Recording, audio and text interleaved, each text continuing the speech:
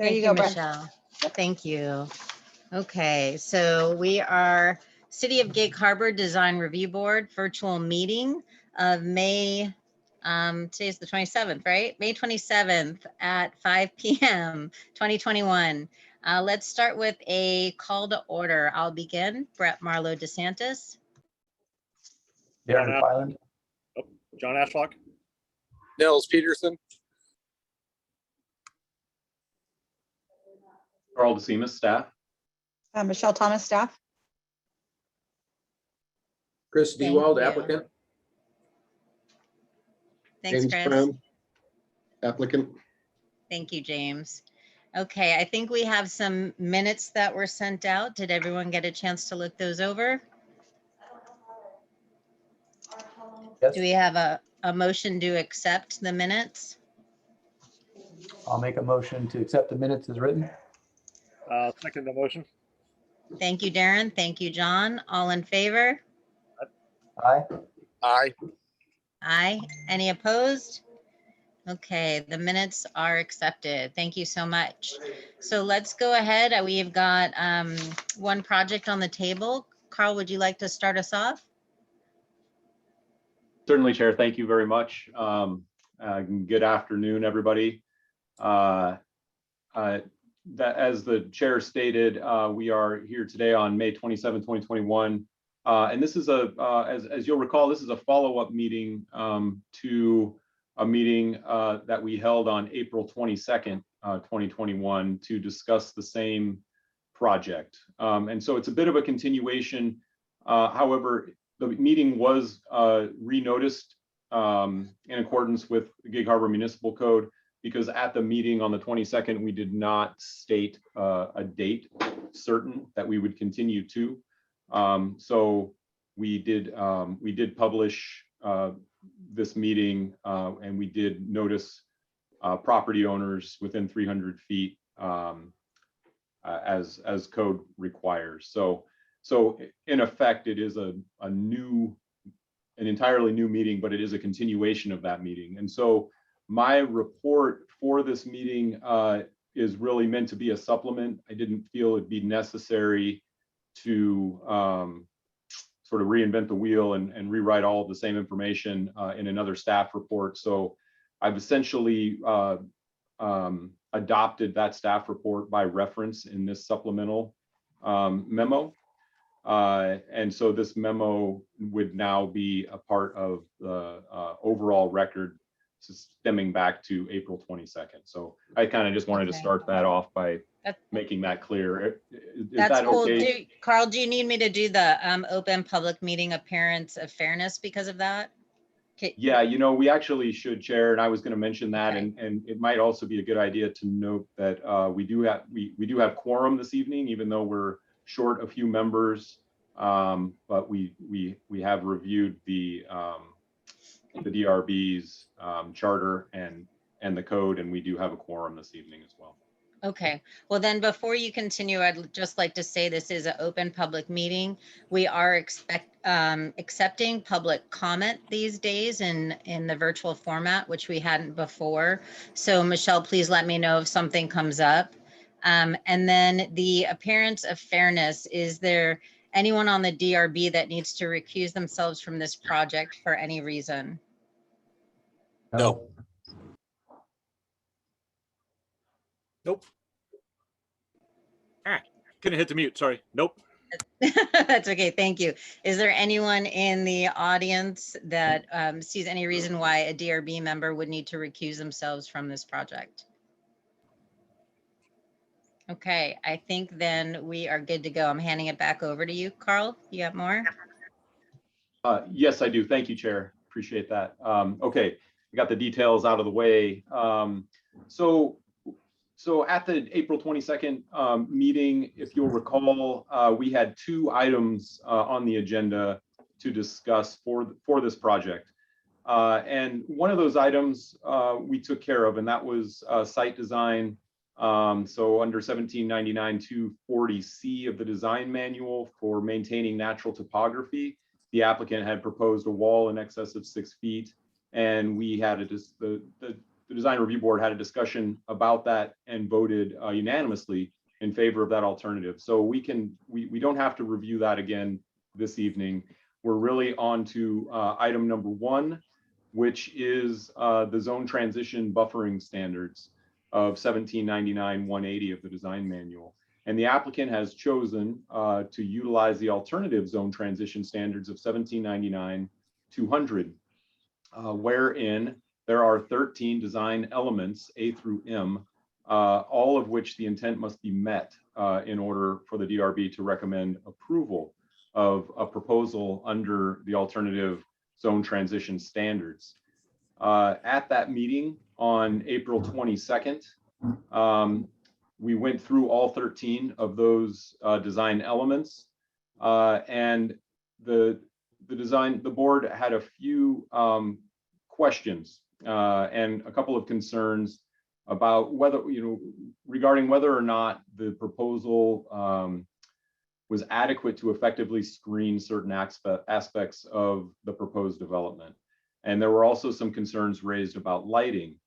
So of the 13 elements, there were just a handful that the board asked the applicant to go back and review and come back with some options or some other designs around them. And so those were design elements D, G, J, K, and L. And I apologize, in my memo, I used a lowercase l, so it looks like a capital I realized when I was reviewing this again today, and I apologize if there was any confusion around that, but it really was meant to be design element L. Carl, will you repeat those one more time? I will. It was D, location of services, F, lighting, G, vegetative buffering, J, location of parking and driveway entrances, K, open space and common areas, and L, existing natural characteristics of the site. Thank you. So in response to the feedback that the applicant heard on April 22nd, they went back to the drawing board and came back with some changes. And in so doing, in the study of those design elements, in particular, the design elements D, G, J, K, and L, so all of the ones that I just went over except for F, which is lighting, which is addressed separately, they came up with 3 separate options. One of those options, which would have been option 2, was abandoned during their study. And they noted that they abandoned it because it would have required a 13-foot retaining wall. It would have resulted in less screening of the service area in the building ultimately. And so they didn't feel like that was really meeting the intent of what the DRB was asking them to review. So they came back to the board tonight with 2 options, which are options 1 and 3. In my report, I've kind of gone through and analyzed certain aspects of those options and tried to note where there are differences from what was provided previously and or where they might be deviating from the code or the intent of the code. Firstly, under both options, they are extending that landscape area that is due west of the service area. So it'd be extended south to increase the landscape area and the width of the landscape area, and in an effort to provide additional screening between the drive aisle essentially and the neighboring residential development. What that would essentially amount to is eliminating a few parking stalls along that boundary line, and it would also eliminate a parking island. And if you'll recall, a landscape island within the parking lot, excuse me. And if you'll recall, that was something that we discussed at the meeting on April 22nd, and I think it was potentially a preferred alternative that the board was looking at. From the zoning perspective, of course, if we're talking about eliminating parking, then we have to look and make sure that they're not falling outside of what's required under 1772 in the Gig Harbor Municipal Code. And so I provided a little analysis of that here. So they are required for the use that they're proposing to provide a minimum of 24 stalls. And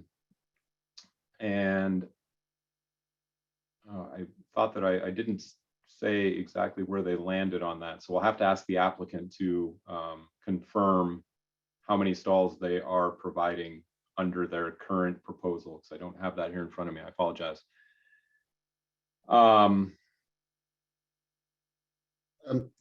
42 stalls.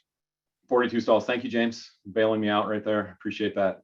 So they would still be meeting, the requirements of 1772, even with the loss of the 10 stalls. Under those options, parking would be satisfied. The other issue here then, of course, is the reduction of the parking islands. So they're required to have a parking island between every 9 stalls. Under these options, they would not meet that. It looks like they could if one of the parking rows were reduced. So maybe having some 4 stalls and then an island and then 9 stalls and then 9 stalls, something along those lines. But also the applicant could add this as a component to their alternative landscape plan that they have in as part of their permit package. So that's a possibility one way or the other. Both options appear to have the same impact on the buffer vegetation. It's roughly or approximately removing 3 dead, diseased or dying trees, 4 significant trees, and 1 non-significant tree. Both options add landscaping around the service area to better screen it from view, so actually adjacent to the service area. Option number 1 would extend the western retaining wall between the buffer and the parking area north along the drive aisle. So they would be extending that wall north along the edge of the new landscaping that would be proposed between the drive aisle and that landscaping. The wall under their option would not exceed 6 feet above grade. Option 3 would not extend the wall, would leave it largely as it was previously proposed, except that it would be a bit further south. But both options would have different effects on the limits of ground disturbance and the grading that would intrude into the zone transition buffer, which is really one of the main reasons that we're talking about this at all. So that covers those specific design elements, or at least my analysis of them. And the last design element then that they've addressed based on what they heard from you on April 22nd was lighting. So this is design element letter F. They did provide a lighting plan, and that's on Exhibit E, sheet A07. The plan does not include a photometric plan with it. And it does not include pole heights. So there are a few deficiencies with the lighting plan that I've noted here on page 3 of my report that would have to be cleaned up going forward, or would have to be better explained in the plans if they, if this were to move forward with a successful design review board recommendation. So after noticing this meeting this evening, we did receive 1 comment from a resident in the Legacy plat. And she is a resident who spoke at the last meeting as well and provided comment. She has some concerns actually about a maple tree that's within the zone transition buffer that is slated to be retained per the current proposal. And her concern here is that if the maple is retained, the applicant would not be able to plant more dense vegetative screening in that area, which is directly behind her home, effectively effectively opening her home up to the proposed development, and not getting the benefit of new dense vegetative buffering. And I would also note, and I noted here that after the previous meeting on April 22nd, I did reach out to those folks who had commented at that meeting and or provided comment and had phone conversations with each of them, including Ms. Anderson, and just to discuss their comments and their concerns. And I will say they were all very appreciative of that, and they're appreciative of the work that the Design Review Board is doing here, and appreciative of the work that the applicant is trying to do to work with them regarding their concerns. So I just wanted to note that staff is keeping in contact with those folks. And so in conclusion here, I made a couple of recommendations, and often coming to the board, I don't provide recommendations. Typically, I'd rather, it seems to work better with the board coming up with your own recommendations, and so I haven't provided those. But in this report, I did, and mostly because of the lighting plans, just making sure that if we do come to some sort of if the board does come to some sort of recommendation this evening, that they maybe consider some conditions around the analysis that I've provided here to ensure that the lighting plan ends up aligning very, better with the design element, and that's design element F. Also, I made a recommendation that the area of extended landscaping between the drive aisle and the legacy plat possibly contain a more dense planting of native vegetation, rather than what it appears to have right now, which is what they're proposing now, which is more decorative, parking lot type landscaping. So, and with that, Chair, I'm available for any questions that the board might have. Thank you, Carl. Does the board have any questions of Carl before we hand it over to the applicant? I don't, Brett. Thank you, Darren. Okay, well then I will go ahead and hand it over. Chris or James? Okay.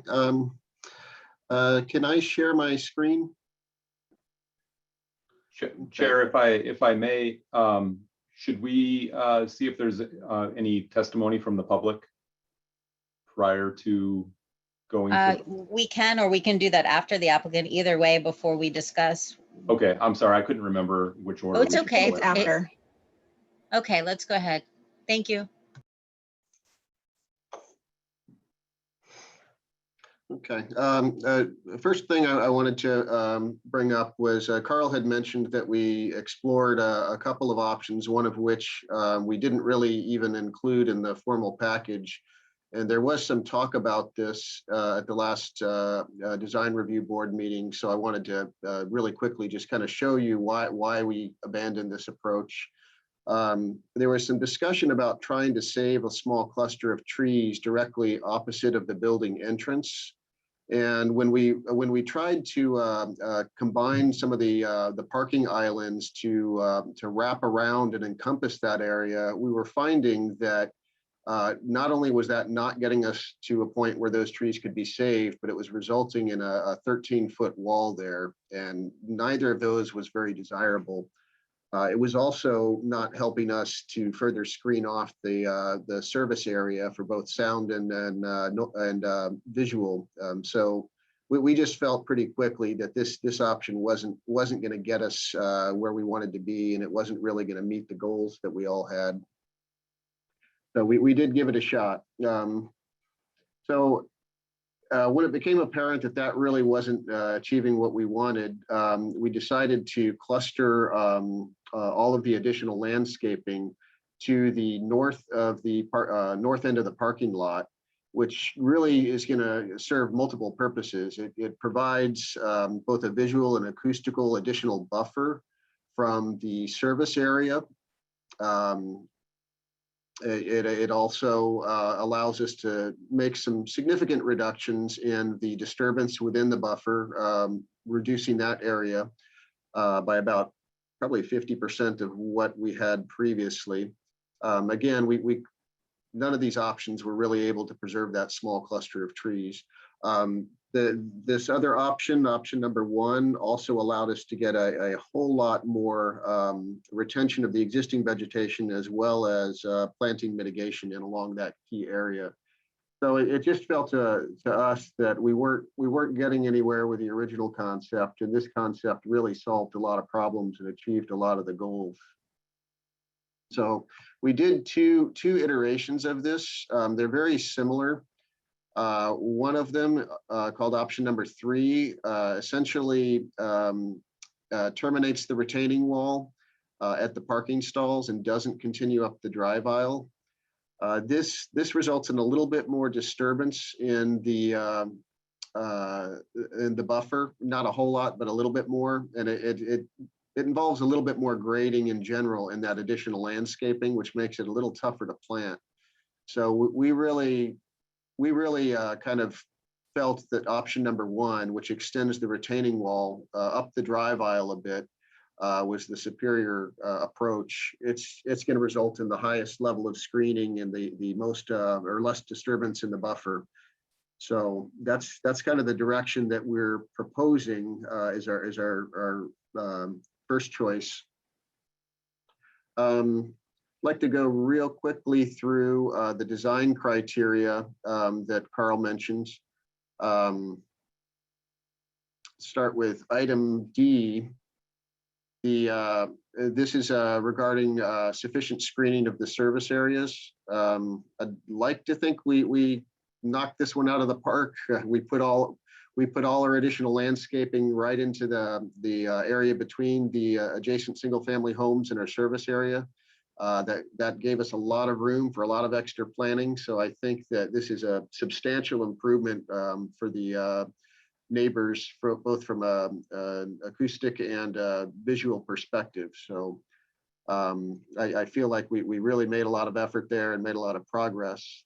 There's a subtle change that I made on the opposite side of the drive aisle as well, to give just a little, I shifted our trash enclosure to give a little bit of a landscape strip along between the drive aisle and the trash enclosure itself, just to do a little bit more to help kind of screen that structure. No matter what you do, a trash enclosure is a trash enclosure, and we plan on finishing it nicely to match the building, but I thought it would be nice if we could get a little bit of a green buffer in there. So that was our focus in addressing item D. Item F has to do with the outdoor lighting intensity. Carl pointed out that there is some additional work that needs to be done in that respect. We did go ahead and specify most of our primary exterior fixtures and made sure that they're downward directional so that no direct lighting could spill into adjacent properties. Probably the biggest change we made is we removed the wall sconces at the decks and porches and replaced them with a recessed can downlight so that light should not be visible from any adjacent properties. We went ahead and we specified downward directional wall sconce for our decorative sconces that are around the primary entrance to the building, and went ahead and specified a landscape bollard light that's also downward directional indirect lighting. The parking lot lighting is a little bit tricky, and I think Carl touched on that in his report a little bit. The light output that we need to provide for the parking lot is code driven. So at the end of the day, we do need to do a photometric study and analysis of this. That could impact pole height as well as fixture type. We were initially proposing an LED fixture, which is they're pretty good at throwing light directionally. But when we do the final photometric study, we'll have to get a better sense for whether that's accomplishing the code required lighting or not, or whether we're going to have to space them a little bit differently. So that's an open item. We certainly will make sure that we meet the intent of the code as well as the code criteria for light output there. But I'm hoping that we can do that in the further process of working with the planning department and the land use approval. So I'm hoping we can kind of separate that out from the design review context. Just because it is going to require a lot of work and analysis, and it is something that has to be done anyway. We did not specify some of the kind of the low landscape lighting. These are typically ground fixtures that are 9 inches, 10 inches in height, just to provide a little ambient lighting. Those would definitely be downward directional. They don't give off a whole lot of light. But we didn't pick anything specifically for that yet. So we may have a little bit of work to do on the lighting issue. I feel like we're going in the right direction. If we do have any deficiencies, I'm hoping, like I said, that we can hammer those out with Carl as we continue the process. The next item is G. It has to do with vegetative buffering and screening from adjacent zones. I think a lot of the conversation on this item really revolved around whether we were making the best use of what land and area we did have available for planting. So, there was a number of comments about, we do have some areas that we have additional setback before we hit the drive aisle or the parking, and were we using those areas to the best of our advantage? And that's really kind of one of the driving forces that led us to say, well, no, I guess we're not. We probably could make a much better impact by finding a way to shift parking, and we take a minor reduction in the stalls and start focusing some of that landscaping at a real key point where it'll do the most good. Item J, the location of the parking and entrance driveways to minimize traffic and noise. There are a lot of reasons why the site really can only be accessed where it is. So relocating the drive aisle and entrance to the site wasn't really an option, but we did try and significantly improve upon that and offset that by providing the additional landscape that you see along both the drive aisle and in front of the service areas. The last one, we've kind of already talked about K, which has to do with the use of open space and common areas. That ties back to what I had brought up earlier about analyzing the available space in the site and making sure that we were making the most efficient use of it, and putting those vegetated and screening spaces where they do the most good.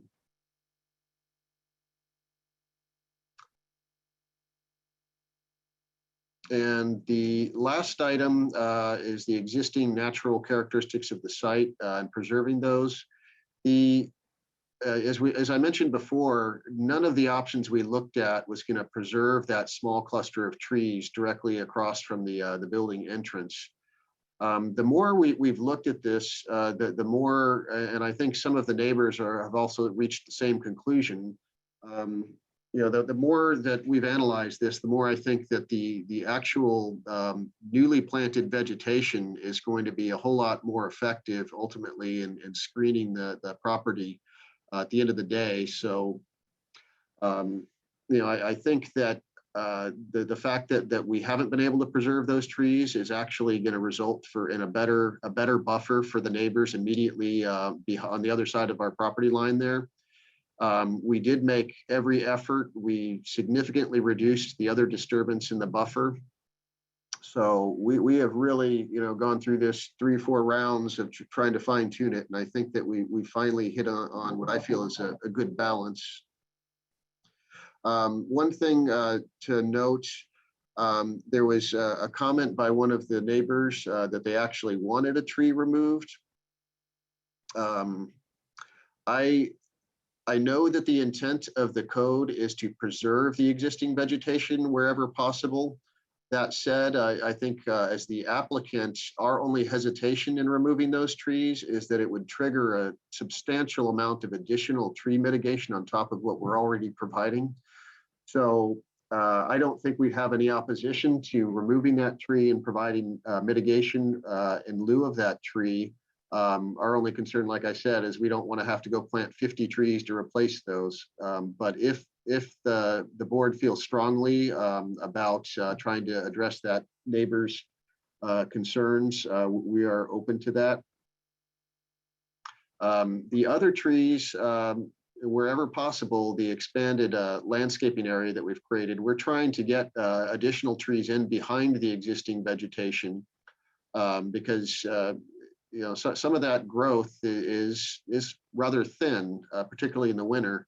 So we have also made an effort to address the fact that the existing vegetation, even where we're preserving it, isn't necessarily as strong and robust and effective at screening as everybody would like. So we've kind of added some additional trees behind that to try and kind of grow in and fill those gaps. So I think I've covered everything that was noted from the last meeting. And James, did you happen to cover, I didn't catch if you covered E. E. Oh, E was the window and balcony orientation. I thought that was determined to have been met in the last round of hearing. I just mentioned it because Carl put it as one of the things we're focusing on. I just wanted to make sure everything was addressed. What was that, E, Carl? Was that still an open concern? I thought that we did address that. Let me look at my memo here and see if I.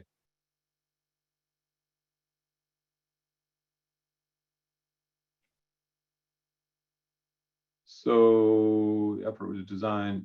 So D, F, G, J, K, and L. So not E. I believe E was. My apologies. I might have heard That's E fine. instead of D. We're all good. It's probably my fault, Chair, the way I speak. Thanks for taking that one. James, do you want to, are you good or should we open it up or do you have some more you want to do? I just wanted to make one quick correction. I had miscounted the parking stalls. We have another cluster, so we're actually at 45, just for the record. Thank you. Otherwise, I think I'm done, and we'll certainly turn it back to you. Okay, thank you, James. You did a great job addressing all of those and the concerns of citizens too, which is excellent. Let's ask anyone if they have any public comment. Michelle? Give them we do have one so far, so let me. Lynn, if you'd like to make your comment. I would. First, I do really want to reach out and say thank you to Carl and Michelle for really taking the time to listen and understand. James, I have a clarifying question. Is that maple going to go away or not? Because on that plan, you still see I don't get quiet enjoyment of my backyard. I'll share my screen again. 1 second. I want to be sure. I want to be positive which maple we're talking about. The very big one that basically looks like there's clear cut. That's the one. And is that adjacent to my property lot number 2? That is, and we are open to as the applicant, we are open to removing and mitigating for that. The concern is it's kind of a difficult position because the intent of the code is to preserve the trees, and we're trying to follow the intent of the code. I do hear your concern, and as the applicant, we are open to removing that and mitigating it. but it's something that we would actually have to have the DRB and planning support for us to do that, because the code is telling us we need to keep that. That's tree. a deciduous tree.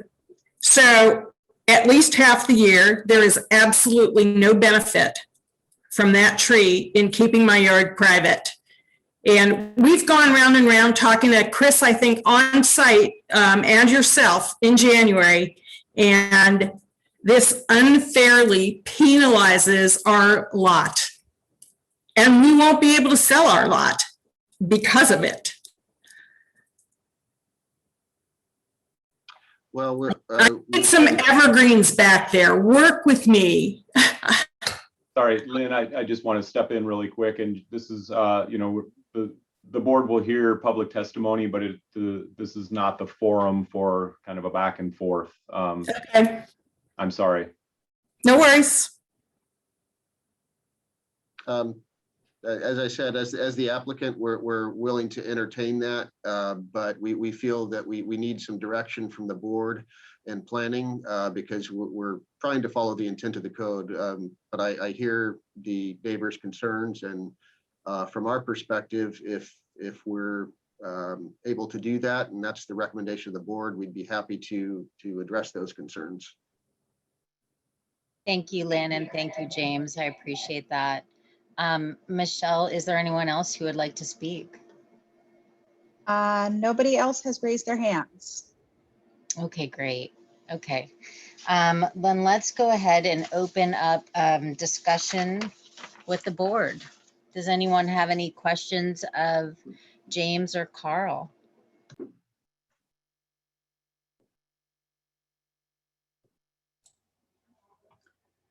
No questions, Brett. I think we could get moving on some discussion about the points. Yep, I have no questions on my side either. Thanks, John. Nels, you good? We're open to discussion? Yeah, I'm good. Let's go. Okay, let's do it. Who starts? Well, I'll throw in some comment to start. I think the, you know, obviously we just look at their option one where they have the sort of the preferred option. I concur. I think there's been a big improvement in regards to getting more landscaping. Again, I'm looking at their landscape plan L3 in exhibit D1. And, you know, obviously it adjacent to where the loading is and the trash enclosure, I think that's all working really well. In regards to the specific tree, the maple tree, it sounded like they're retaining, you know, a fairly significant amount of existing vegetation that is significant, you know, a high percentage, so that this tree in and of itself could come out. You know, it seems like a pretty easy fix. The ultimate goal is to have a buffer, you know, and if a lone maple, you know, is not necessarily going to be doing that, then I would be all in favor of just saying, hey, I think the planting plan that is, you know, on the south side of that maple that we are talking about, adjacent to the lot, obviously with the, you know, the residents' concern too, I would say just continue that same planting plan right on through that zone, remove that maple, you know, since the significant tree counts are being met, you know, in other areas of the site. I think it's an easy fix. We don't have to be sort of debating it anymore. I think it does a good job to satisfy concerns of the neighbor. Obviously, there's issues in regards to what was not done on the R1 properties for buffer, but you know, this would be a pretty easy fix, I think, for this development. I think in regards to the lighting on the building, I think that's good. The only question I would have in regards to the pole lights is how tall are they? You know, if you know, are they 20 foot, you know, max, or are they, you know, 15 foot or 16 foot? You know, where are they? You know, then I'd feel maybe comfortable about that, as long as we know that they're not so tall. In all the other areas that the applicant is proposing, I'm very comfortable with the design. I think these are good improvements. Thank you, Darren. I'll jump in if you want to. Go for it. No, I totally agree with Darren too. I think the option one is the best one on the table. And like I've said on many other projects dealing with vegetation, I really think the developer needs to work it out with the neighbor. If it's something that's inside the manual, it says it needs to stay there, but there are alternatives to it, like Darren mentioned. I really think make the neighbor happy. So I agree. Even though I hate seeing a tree come down, I do know that it is very transparent when the leaves are gone. So I am in support of removing that tree if need be, if there is an alternative to be able to do proper shielding for the neighbor. Thank you, John. Nels, I guess you're up. We're a small crew today. Yeah, I think my main concern was just the height of the lights, like Darren's. Yeah, if removing one tree to get better buffering or better shielding, then I'm all for that as well. But yeah, just the light height. I think the removing the lights, the sconces, and the porches was a nice move. So, but that's all I got. Thank you, Nels. I agree. I think moving to the ceiling light was a good fix. The only thing that I noticed when you were showing the picture of fixture A and D, you said it was down lighting, but it looked like an up and down lighting, like a barrel light. Is that showing the right light? Because that probably wouldn't be dark sky compliant either, I'd imagine. So I'd want to have Carl review that and make sure it's the right light with directional down lighting for sure. Otherwise, I agree with the rest of our board that if moving that maple out solves the issue of the screening, then yes, I'm for it as well. So do we have a motion based on this feedback?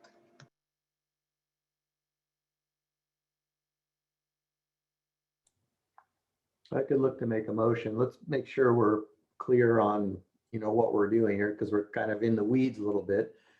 We are reviewing, in one sense, the zone transition buffering standards, and we are comfortable with some of them already from our previous meetings. So we are only focusing on, looking at Carl's supplement here, we're only focusing on items D, F, G, J, K, and L.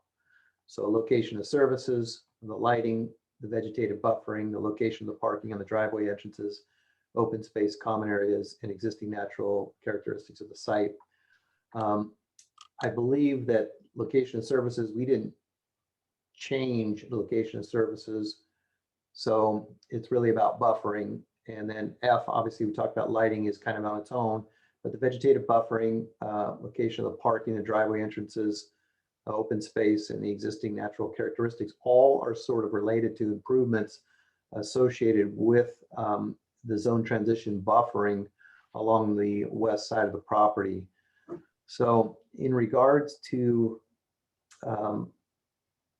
the zone transitions, I'm going to look at, I would make a proposal that, or a motion that I am comfortable with the location. I'm going to look at D. I'm comfortable with the location of the proposed services, which is loading and trash enclosures, because they're providing a superior screening to the neighboring properties.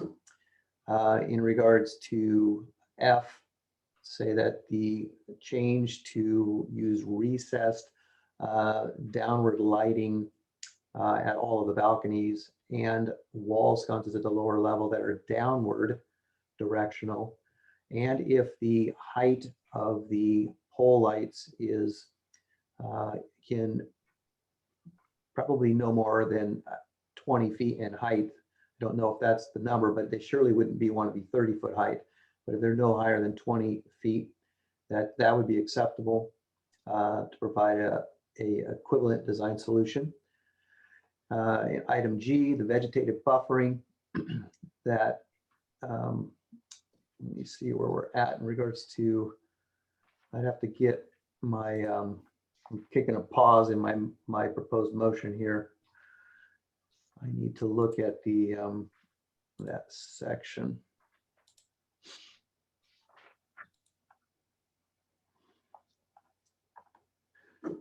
Carl, can you help me with item G in regards to the vegetative buffering? is this in regards to specifically addressing the the densely vegetative buffering over a prescriptive width? Or is it, and hence we know on this property with the agreement between the two parcels that it only needs to be 20 feet? Or do we have other things in that we were trying to meet?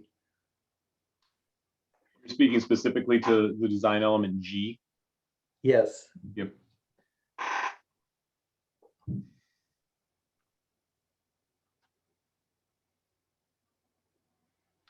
So the way I read this in the specific standard, the way it reads is it says, does existing on-site vegetation provide screening opportunities or otherwise ensure the privacy of residents in opposing zones? So it talks about the existing on-site vegetation.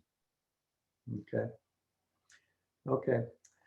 Well, I would say in response to G, then I would, my motion would say that the existing maple tree that is in question and is a point of discussion this evening that is on the westerly property line adjacent to lot 2 of the R1 zone, that I would propose that maple come out and supplement newly planted dense screening similarly to what is being proposed south of that location along the westerly property line be planted in placement of that existing maple tree to provide a equivalent solution to what is being proposed along the majority of that western property line. Then moving on to item J, the location of the parking and driveway entrances. The parking has been in the area of the zone transition, as well as parking has been relocated to allow more vegetative buffering to occur, providing a superior solution, in my mind, to better screen the location of services. But I think the parking and driveway entrances meet the intent of the design criteria. The open space and common areas, again, I think that the entrance of the way the driveway is moved easterly on the property, creating a larger contiguous open space to the west along the zone transition area in the northwest corner, is an equivalent solution to creating open space along the property line, as well as other common and open spaces around the property. And then lastly, the existing natural characteristics of the site. I think we had already proposed that the retaining walls that were in excess of 6 feet, the prescriptive allowed height to deal with some of the storm detention facilities on the mid part of the site was acceptable with adequate screening.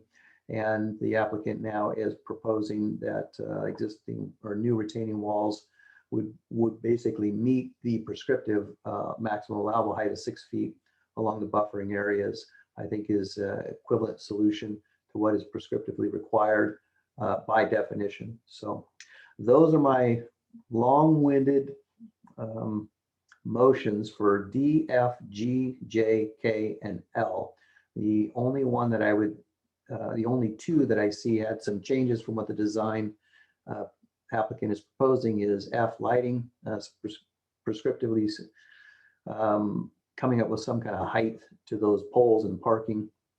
And then obviously G, changing out the landscaping approach in regards to the existing maple tree that's located adjacent the parcel 2 or lot 2 of the R1 adjacent to the property.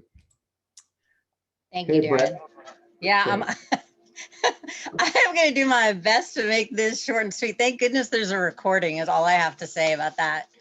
So what I heard you say, Darren, that 17.99.1 point 200, right? Alternative zone transition standards. Did I get that part right, Carl? Yes. Okay, Mhm. so in regards to D, F, G, J, K, and L, they were all equivalent or superior. However, the lighting needs to be checked out a little bit more according to height and directional lighting. And that on G, the maple tree, we give the okay to ixnay the maple tree and put in better screening. Does that sound right, Darren? Yeah, I would say with F, as long as the pole, I mean, again, I don't want to, profess that we're lighting engineers, but at the same time, I think based on the height differentials from the properties, we want to make sure those pole lights are low enough to not be a visual distraction to the R1 zone. And I don't know if that means it's 20 feet or it's, 18 feet or what have you, but I would defer that to be administratively sort of reviewed. And if they Mhm. needed to come back in front of the DRB for a particular point, if there was just the spacing of them as we see them now, say required them to be 30 feet in height, that would be unacceptable. They would need to be lower than that. So I think there's a solution that is there as long as we keep them low, but I think we could defer to the planning staff to review those.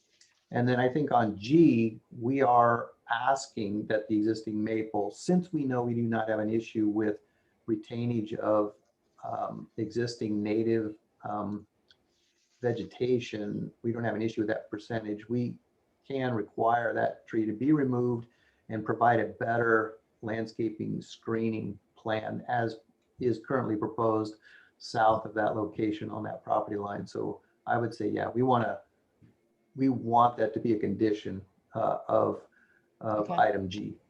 Okay, and then once they say they're gonna remove it, they don't have to come back to us. This is all can be administratively approved past this recommendation, correct? Yes, that's what I would prefer. Okay, thank you, Darren. Carl, does that sound okay to you before we go for a second? Yeah, I just had a couple of questions in there. So as far as the tree goes, am I hearing you say then that if that maple is removed, or that you're conditioning this recommendation such that as a tenet of the recommendation, the tree shall be removed and replaced not per 1799-240 E, which requires the diameter 1 to 1.5 inch diameter. So you have to the equivalent of 1.5 times the diameter of the tree removed be replanted. That's my first question is, are we saying that they can? Yeah, I would say, Carl, that there's already an established sort of new planting plan that's occurring that seems to be a good approach. It's got not only quantity of planting materials, trees, density, and width. So I would say that if we could continue that planting plan northwesterly through that zone, that would be an adequate solution there. And at the same time, I think they are submitting for an alternative landscape plan as it is already. I think that the maybe on item J, maybe that also addresses the idea of required parking landscape islands, prescriptively. I think that all of which would be met in the intent because we're providing significant landscaping along the western property line.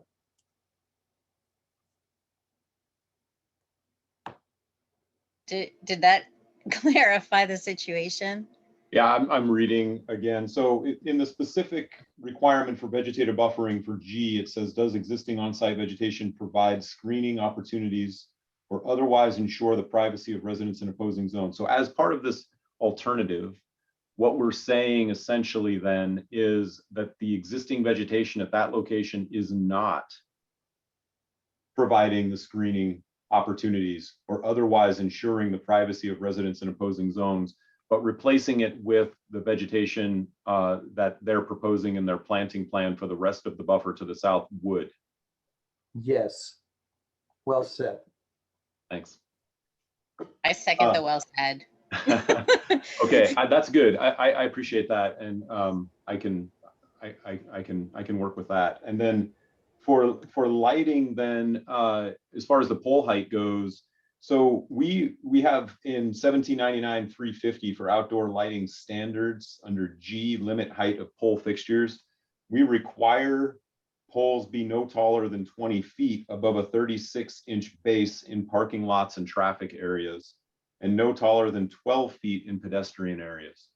So they couldn't achieve anything greater than that. So if you're saying 20 feet, I just want to make sure that if they come back and say, okay, well, it's 20 feet above a 36-inch base, I've gotten myself caught on this one before.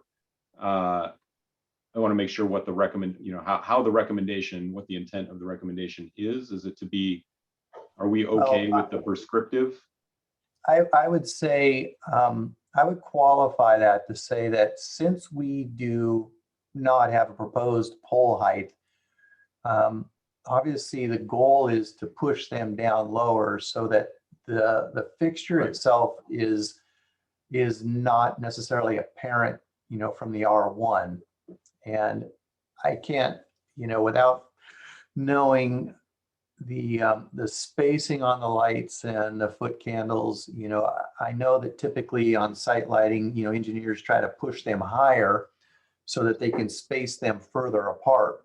And the closer they, or the lower they go, the closer and more fixtures they need. So my recommendation is that, obviously the prescriptive height of 20 feet, I don't know if that's too high or not. What I'd like to do is say that the goal is that we not see the lights, in essence, from the R1. If they need to be lower than that, and maybe additional fixtures might need to be added, then that is my recommendation. But I think that we could have planning, I think we could have this administratively reviewed moving forward. Okay, and I'll just comment also that relative to the concomitant agreement for that was recorded for this site, and also just in the performance standards for the zone, they are required to keep, to limit light only to within the boundaries of the site. I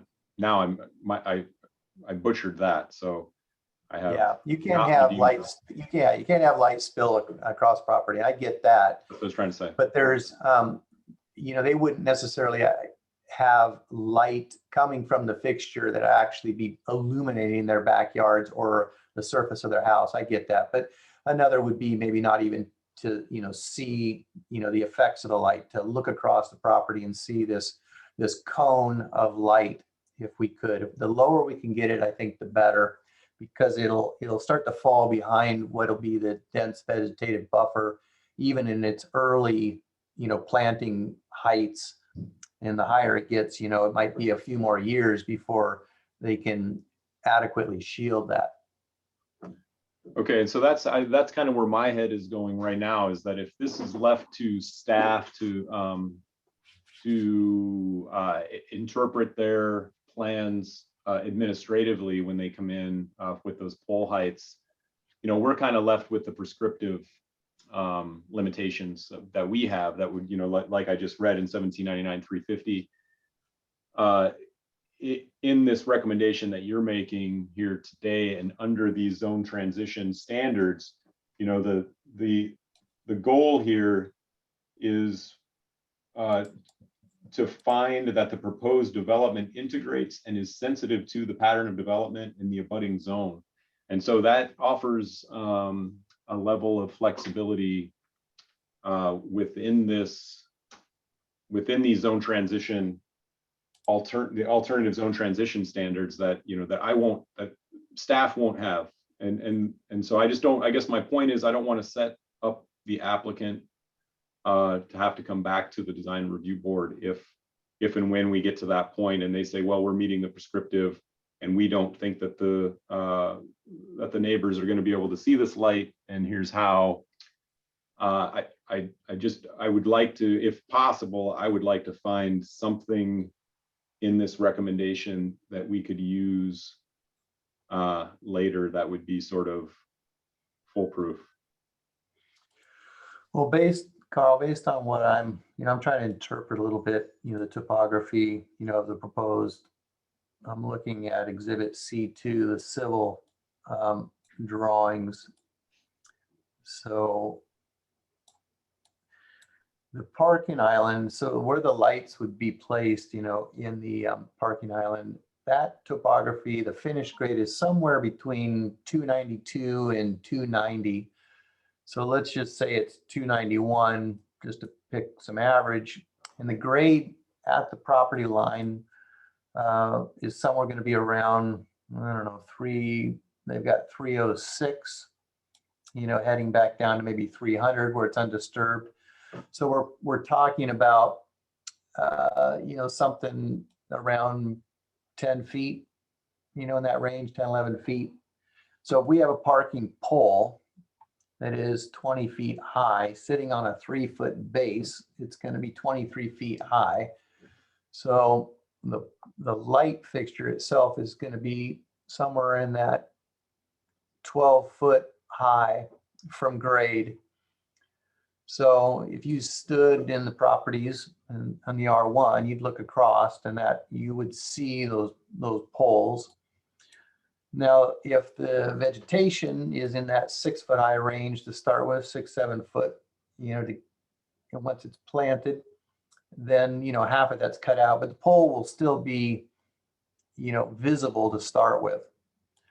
I don't know if that's a bad thing. If it's, completely shielded, you'll be able to look across and see light on the building, from the effects of the cans and such. It's not like it's going to be, completely dark over there. And maybe the lights for the parking area have to have, some kind of a shield or something facing the R1 so that there's no chance for glare at all. Because the downward directional, if you can see the bottom of the fixture itself, there's the potential you can still see glare, even though the light is forcing, the fixture is forcing the light down. So, I would prefer to see those things down a little bit lower than, 23 feet in the air. If they could be somewhere in that, 18-foot, total height, base and pole. But again, we're getting into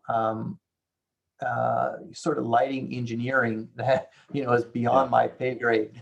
Yours probably too. And so, and maybe anybody else on the DRB. So I don't want to start mandating things that we have no business mandating. I just really want to make sure we're keeping it as low as possible. So I think prescriptively, I think that you still have to look at maybe having a cross section showing the light pole, showing what's happening there at that cross section. But I'm trying to see if there's a way that we can approve this now, maybe still some additional information that needs to be forthcoming by the applicant when they make their submittal. And I don't know, if the planning staff had any concern whatsoever about it, then I'd say, we could take one more look at it, but I'd be comfortable saying initially it would be fine at 20 feet, but I'd like to see that cross section and make sure that, that with the buffering and how that fixture is set up, that there's no nuisance, to the R1. One of the concerns I have, Darren, and I think the height is probably okay, and I think you're right, and maybe James can weigh in on that too. That I know that there are some requirements for them as far as pole height goes, based on construction and the use, and those regulations that govern that. And so I don't, as far as height goes, maybe we don't have a lot of flexibility. But where we do definitely have flexibility is on how it's screened. And one of the concerns that I have, and something that we've run up against in the planning department, more recently, are these more flat style LED fixtures that they're good because you can really manipulate the direction of those rows of lights away from areas where you don't want it. And so they're malleable that way, which is good, but they are really flat. And if there's no screening around them, I think that there's still a possibility for some back glare, especially given how the topography works on this site. And so I think that it's a requirement of the concomitant agreement. It's a requirement of the code that these fixtures are screened. But I think maybe it holds even more weight if we have that as part of the DRB's recommendation, if that were something that the DRB wanted to recommend. Carl, we had another project where this came up. I believe it might have been the industrial across from the prison or something like that. That's right. And you guys went out on site and you messed around with the shields and you made sure it was all good, right? Yeah, we did. They were able to get taller lights on that site. They did come to the DRB to get taller poles, and in that it was a little bit different situation in that they weren't dealing with zone transition in the same manner, and they're not up against a residential development, so the consideration is a little bit different. But that is where I learned about how how they can manipulate those rows of lights within those LED fixtures, and it is impressive to actually stand out there at night and you can really see the difference. So the technology is good. I'm just concerned in this particular location with these two uses that are really different from one another, and because we're reviewing zone transition, there's an opportunity here, I think, to ensure that we don't end up in that situation where we create a nuisance. James, you look like you want to say something. I just wanted to make one point and then throw out another thought. My one concern as we talk about pole height is that the shorter we go, the less light spread we're going to get. And at 20 feet, I'm thinking that's probably pretty comfortable. You start probably below about 16 feet, it's going to really start to break down. And what's going to happen is we're going to have to start adding significant amounts of fixtures just to get the light coverage and output that were required by code to have for the parking lot. So there's going to be a point of diminishing return somewhere between about 16 and 20 feet where we're going to, if we're trying to push the lights lower than that, we're going to do ourselves more harm than good. Just because you're going to start multiplying the number of these light poles that are going to be required. So I just wanted to point that out. The other thing that I wanted to bring up is we are certainly flexible. My understanding is that it's a code requirement anyway to avoid any direct light glare to the adjacent property. So we're happy to look closer at the fixture that we proposed and work with Carl to make sure that if that isn't adequate, and we can do some section studies. If that isn't adequate, we can look for a shield for that fixture or look at an alternate fixture that will either direct the light away from the adjacent property or field it better. Thank you, James. I think that's what Carl was after too. Darren, does that kind of satisfy where you were going? I think so. It's just, again, we're not going to be able to make the, the development look black, for the R1. It's going to have some glow to it. The building will have some glow to it. It'll look like there's some activity through there. And in time, the vegetative buffer hopefully will take care of that, as it grows and matures. But in the meantime, if we can make sure that, we're doing all that we can, specifically on these pole lights, parking lighting can be a little bit obtrusive. Even with the new, LED downward directional stuff, you can still it can be bright, and as long as we're looking to make sure that we're shielding it a bit towards the R1 and keeping that light throw pretty much at the retaining wall and towards the new development, that's fantastic. Okay, so herein lies the challenge. You made a motion ages ago and we went open to discussion before we even got a second. So I guess I'm going to ask city staff how you'd like us to proceed. Can I ask for a second now, or do we need to restate the motion? Well, that was my fault. I'm sorry about that. I did jump the gun before you had a second. I apologize before you got into further discussion. I think it's okay. I think it's okay to do now. It's okay to ask for a second? Is that what you're saying? Yes. I will go ahead and second that then. Thank you, John. I will, is there any more discussion before I call for the vote? Chair, there's Yes. one item here, and I see that Nels is not on the call any longer. Is that true? Nels? Oh, did he drop off? Well, problem. let's give him a moment to reconnect. Sometimes that happens these days, you know? Yeah, it does. I know. It puts us in a bit of an awkward position because we don't have quorum without him here. Yeah, that's awkward. Okay. It's really hard to throw my voice like Nels too when we're John, Michelle, do you happen to have his phone number? Maybe you could give him a quick call and see what's going on. I am just trying to look it up. My computer does not like to pull things up when I'm running a Zoom meeting. Yeah, I know it slows everything down. I'm looking in the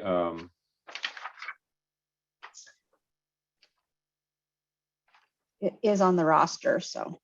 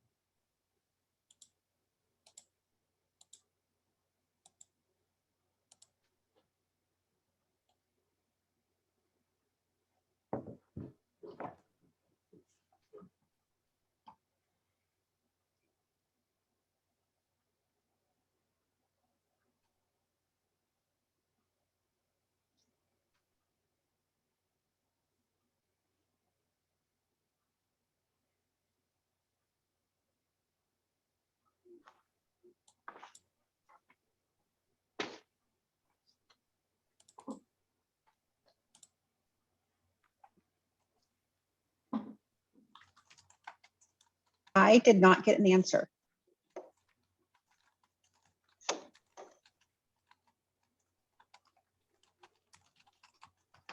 this is the maybe he first. was on his phone and it went dead or something. Yeah. I'm trying to. CDD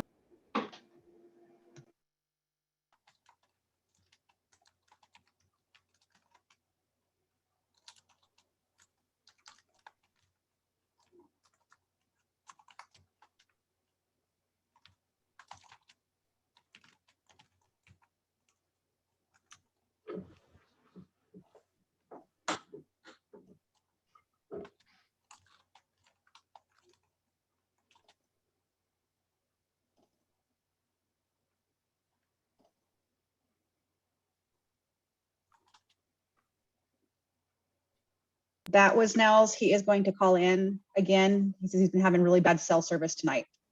Probably the Okay. weather. Okay. Thanks, Michelle. No problem.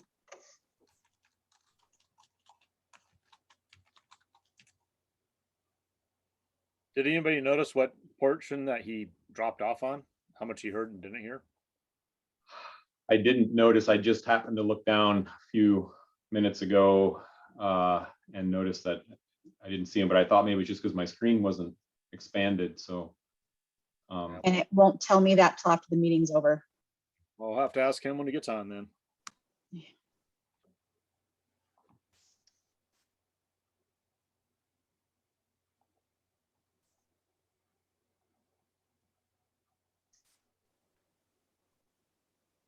And I'm going to move him over.